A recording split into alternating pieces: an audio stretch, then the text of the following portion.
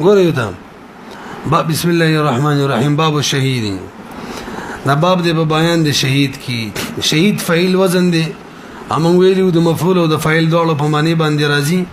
کنه مفعول په معنی باندې راشي مشهود معنی دا او شهید ته شهید څه کوي چې مشهود له بالجنه بالنص ان الله اشترى من المؤمنين انفسهم در بارک نص سره ثابت راځي د گواہی د جنت ورله شوی ده او شهید که په معنی د شهید فاعل شي نو شهید ته شاهد څه کوي شاهد معنی حاضر دا ژوند دی د الله په نسبت باندې او حاضر دی او دویم شاهد ځکه دی چې د حال وینا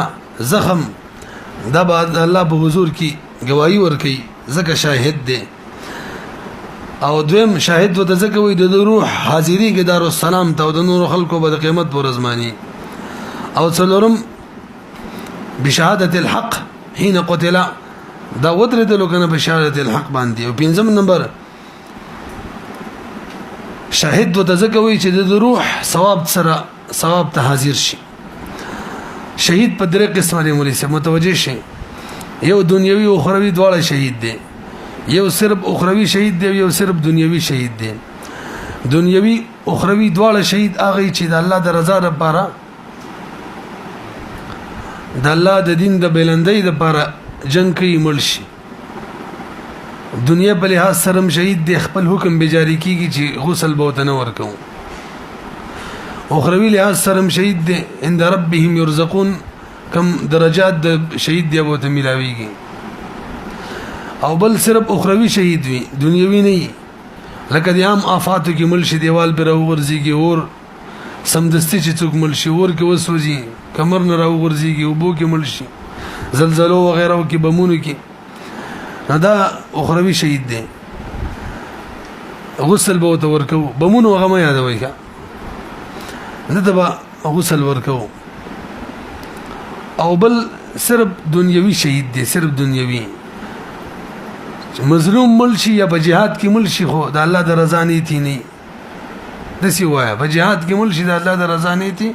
نه سید دنیا بلیا سره شهید دی غسل بنور کو اخرت کې ودا درجات نه ملاويږي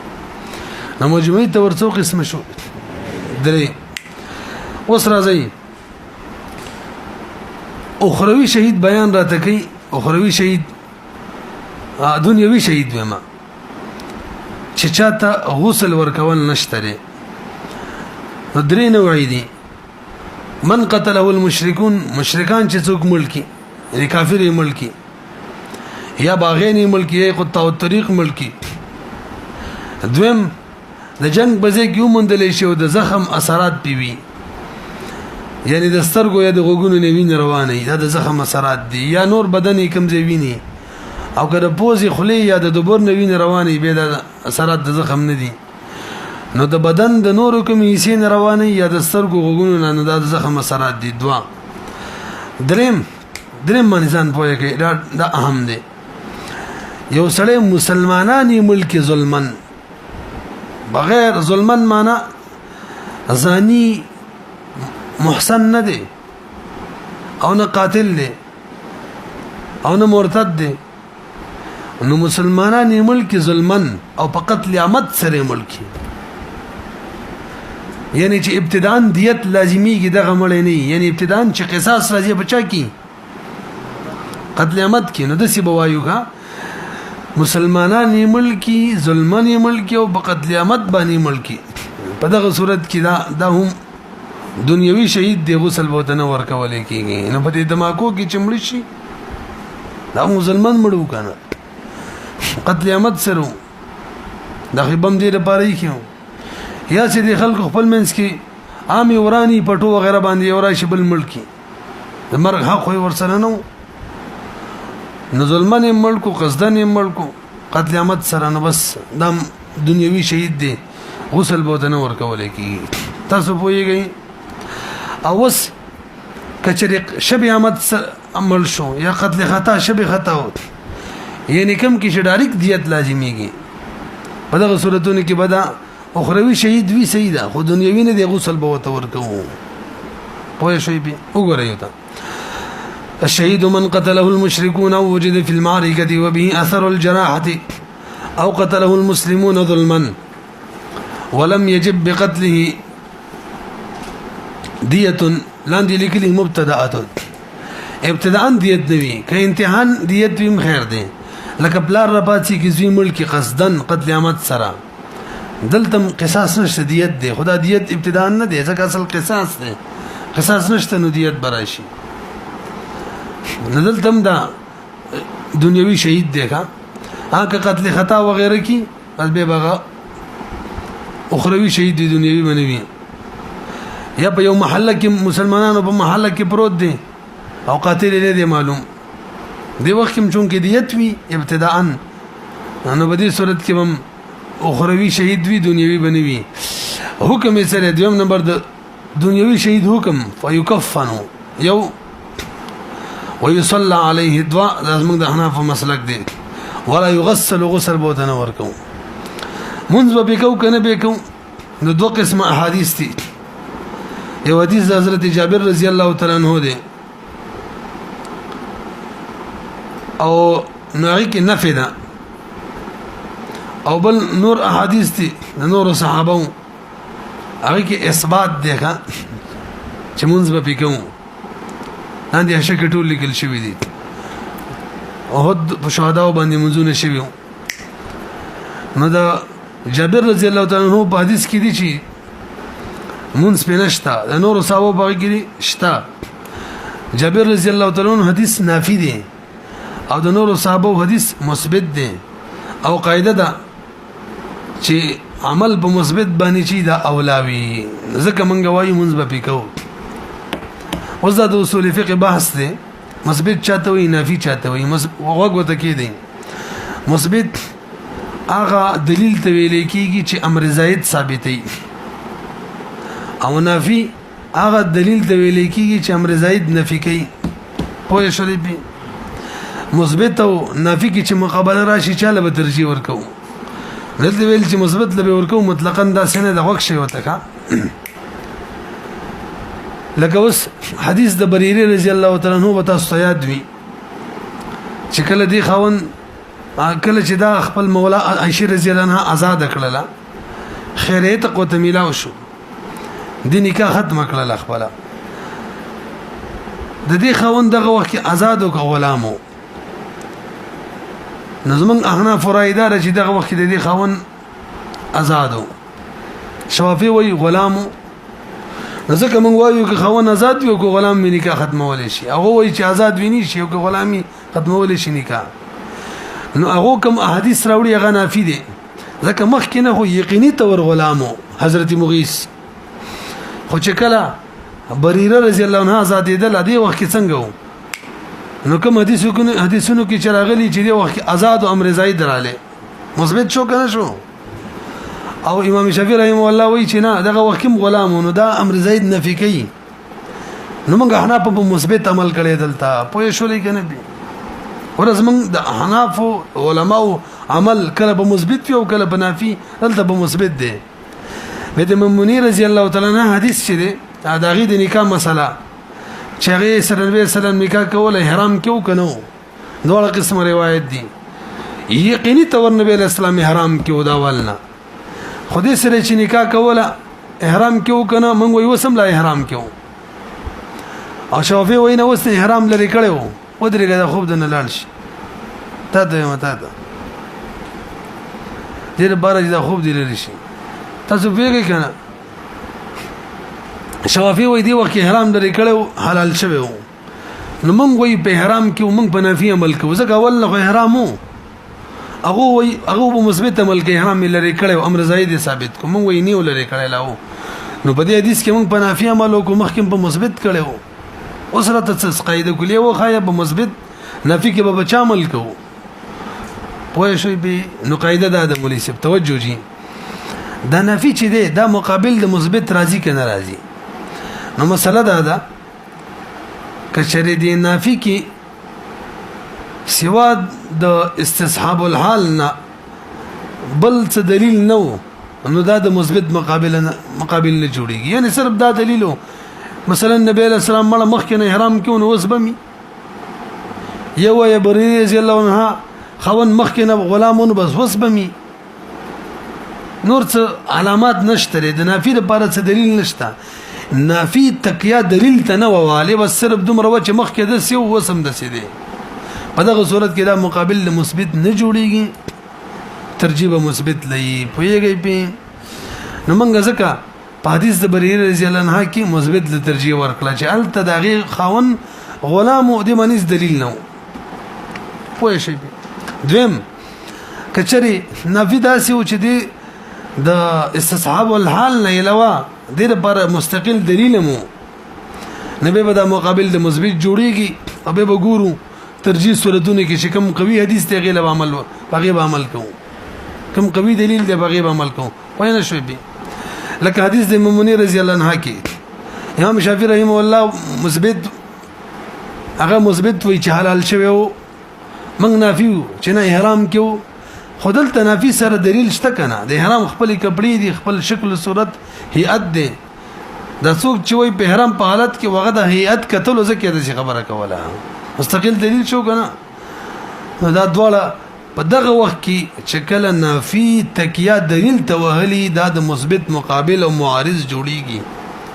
چې کله معارضه رااله اوس به ترجیح صورتونه ګورو نو دا احرام په حالت کې و د عبد الله ابن عباس رضی الله عنه روایت ده او دا د نورو د غبل راوی په مقابله کې ډیر قوي دی دا خو ترور و د مور خوري و په دې قصه کې پیدلو پلاری ول نکاح تړلې و ندی لمنګه ځکه ترجیح ورکو نه رسي یو صورت دا دی چې نافي تکیا په دلیل نه کړي به معارض د مثبت نه جوړيږي مثبت له ترجیح وي دویم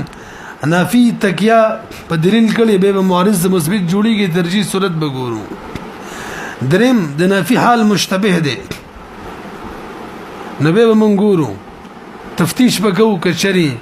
استصحاب الحال ولا قصه به خو نافي معارض نه جوړيږي او کنه دلیلو به مغدویم صورت جوړ شي ورسېدلې اوس کې نه خوب درنه تللی دیمه مسله په دې عنوان کې اوسله جنابت په حالت کې شهید شي توجه جي نو غسل به ورکو کنه امام سی غسل به ورکو صاحب نه ورکو واده امام سی وای شهید ته غسل نه ورکو د لپاره دوه قید دي یو دا چې طاهر وي جنابت په حالت کې بني دویم دا مکلف وي یعنی لیونه ماشوم بني دغه دوه صورتونه کې شهیدی دنیوي او غسل بنه ورکو وس که جنوب او شهید شو یا ماشوم او شهید شو یا لیونه او شهید شو به غسل ورکو وي واذا استشهد الجنوب غسل عند ابي حنيفه رحمه الله دا مفتى به رايده القول الراجح القول الصواب دغه شان سبيتا او مجنون تم غسل ورکو امام يوسف رحمه الله امام محمد رحمه الله لا يغسلان درېمه مسله په دې عنوان کې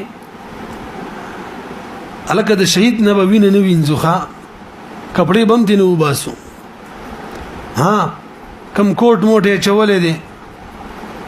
او زيتي کپڑے دي وړی مړی والا به تلری کوم موزي بم تلری کوم نغشن صحاب بم تلری کوم دي کې قاعده کلیه ده ان ما ليس من جنس الكفن ينزع کوم شي چې د کفن د جنس نه لکه اصلحه لکه موزي لکه د ګرم کوټونه د بتلری کوم ولا يغسل عن الشهيد دمه ولا ينزع عنه ثيابه ذكر النبي عليه السلام فرمى يزملوهم بكلومهم ودمائهم فإنه ما من جريح يجرح في سبيل الله إلا وهو يأتي يوم القيامة وأوداجه تشخب دما اللون لون الدم والريح ريح المسك دا في قيمت برز بيك باقاعدة قوائي وركين وينزع عنه الفرو أبو السين بتلريكو والحشو ولينا مالوچنا ډکشوي خو به د کوټونو دا به لري کوم او خوف او صلابت لري کوم په دې باب کې عنوان کې د غدري مسلې د الف وي د با والا مسله د ارتساس ته توجه جي کله چې وسړې په جنگ کې هغه زخمی شو خو ارتساس یو کو ارتساس معنا د زندګۍ نه څه فایده واخیستله زندګۍ نه سفیده واخستله په دې صورت کې بده د غسل ورکول کیږي دا کم دی لکه خوراک یو کو زندګۍ نه فایده واخستله جنگ په حالت کې زخمی شو او ډایرک وفات نشو خوراک یو کو غینه بس وفات شو او به وس کړي غینه بس وفات شو دوايي وکړه غینه بس وفات شو یا دومره وخت پورې ژوند دیو چې د مونږ یو ټیم په تیر شو مونږ په ذمہ پاتې شو دا مفتبی راي د امام صاحب دا په دې صورتونو کې دا مرتد شو نو غسل به ورکو خو یعنی دنیوي شهید پاتې نشو اگر چې اخروی شهید دی هغه درجه وته ملاويږي عمر رضی الله علی رضی الله تعالی عنہ امام دغه شان حالو ومن ارتص غسل والارتصاص دار ياكل او يشرب او يداوى او يبقى حيا حتى يمضي عليه وقت صلاه هو يعقل او عقل کار کو د قد بلګوي کا ید معارکین د جنگ د زینه ژوندې منتقل شو خاتمه د باب څوک چې په حد کې قتل شي رجم شي یا قصاص کی ندیو ته غسل ورکول کیږي او جنازي منظم پکوم ها کشري لوی علماء بزرگان چې به د پاره څوک دا کار نه کوي په جنازه کې شریک نشي نو سیدا او کباغینی یا قطع الطريق باغي به مون کې خدا له چې عین بغاوت په حالت کې عین قطع الطريق په حالت کې مل شو کورست مل شو به په جنازي منځ کوم باب الصلاه فی الكعبه کعبه کې د منځ بیان اخره باب مسائل د باب درې دي اول نمبر صلات په داخل کعبه کې کعبه کې دن منځ کول نظم د حنفو مسلک داري الصلاه فی الكعبه جائزه فرضها ونفلها دواړه جایز دي به چې کعبه کې دن منځ کې درې صورت دي تاسو متوجه شئ فإن صلى الامام فيها بجماعه جماعت سره چې منځ کې درې صورت جوړيږي اول صورت کچا فجعل بعضهم ظهره الى ظهر الامام اجازه شاید امام شاته کړ امام یو طرف ته مخ او د مقابل سیټ ته مخ دواړو شاو یو بلتا منسکیږي رسبي او کدا صورت په وخت د اشتباه د قبله کې به خو منکیږي کا وجه تی به امام مبارک دا ځوند چې دا خطا دی عدل ته خدا نشته دویم صورت کچا امام مخته مخور واړه امام یو طرف ته مخ کړی دا امام طرف ته مخ کو بهم سیدا ومن جعل منهم وجه الى وجه الامام اجازه خدا مکروه ده دریم امام یو سیټ ته مخ کړی دی دوه غ سیټ ته مخ کړی خو امام ته شا کړی دا یعنی کم سیټ ته چې د امام مخ دی په دغه سیټ کې دا د امام نه مخ کې ولاړ دی امام ته د شاده په دغه صورت کې مونږ کېږي ځکه اقتداء امام د کوي د امام نه کوي مقتدی امام نه مخ کې شمونځ کېږي نه کېږي ومن جعل منهم ظهره الى وجه الامام لم تجز صلاته ځکه امام باندې مقدم دی دیم مسله په دې باب کې الصلاه حول الكعبه کعبه نه چاپیره مونږ کې نو مولوی صاحب دم جایز دل کنن سبا چکیږي نو کڅوک امام په کوم طرف کې ولاړ دی د دې طرف نه علاوه په بل طرف کې د کعبه تډیر نږدې هم خیر دی خو چې کوم طرف کې امام ولاړ دی په دغه طرف کې څوک د امام نه کعبه ته زید نږدې او به خو د امام نه مخ کې شو به دغه صورت جایز نه دی نو دوه صورت شو وکي بلکې درې جوړ کړي بلکې څلورې جوړ کړي امام نشاته ولاړ دی کې بر سټ کې دی جایز امام کوم سیټ کې دین علاوه بنور زینو کې دی او د امام نه مخ امام کعبه ته ډیر نږدې دی هم جایز دوه صورته ادا بل دریم کوي امام په کوم سیټ کې دی په دغه سیټ کې ولاړ دی بس درې صورت شو خو د امام نه مخ کې دی به نه دی سي وان صلى الامام في المسجد الحرام تحلق الناس حول الكعبه وصلوا بصلاه الامام فمن كان منهم اقرب الى الكعبه من الامام اجازت صلاته ذاكلا اذا لم يكن في جانب الامام اخري الصلاه فوق الكعبه د کعبه د بر منځ کول ومن صلى على ظهر الكعبه اجازه صلاته زموږ د حناف مسلک د منځ کیږي خدا مکروه ده د کعبه د تعظیم خلاف ده ورسېدلې به